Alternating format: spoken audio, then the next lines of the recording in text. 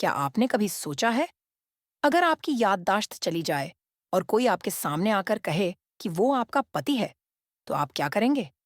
यही हुआ राधिका के साथ।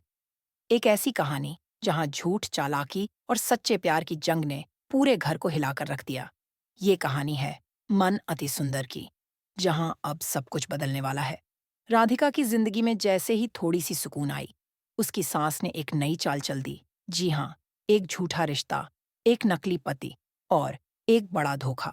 राधिका के सच्चे साथी दिव्यम को हर हाल में ये यकीन था कि अप्पू ही असल में राधिका है, मगर उसकी सांस ने उसके सामने खड़ा कर दिया एक अजनबी, जिसे वो कह रही थी, यही है इसका असली पति।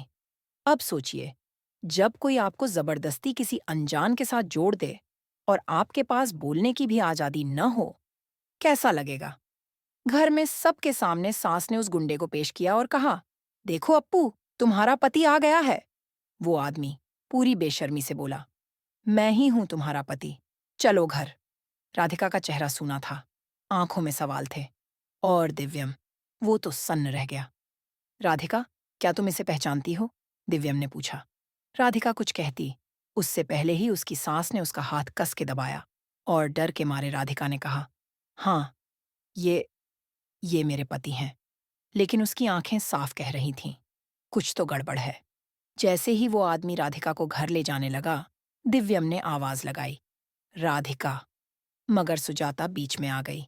अब बहुत हो गया दिव्यम, अपनी इज्जत और राधिका की भी खत्म कर दोगे क्या? दिव्यम चुप रहा, मगर उसका दिल अंदर से टूटा जा रहा था। घर से बाहर निकलते ही राधिका ने हाथ छुड़ाया और गुस्से में कहा, सबके सामने तो चुप रही, मगर सुनो, हम तुम्हें जानते तक नहीं हैं। वो गुंडा चौंक गया और तभी करने लगा बदतमीजी, मगर अगले ही पल वहां पहुंचा दिव्यम। हाथ मत लगाना राधिका को, वो गर्जा, पर उस नकली पति ने चाकू निकाल लिया और दिव्यम पर झपट पड़ा।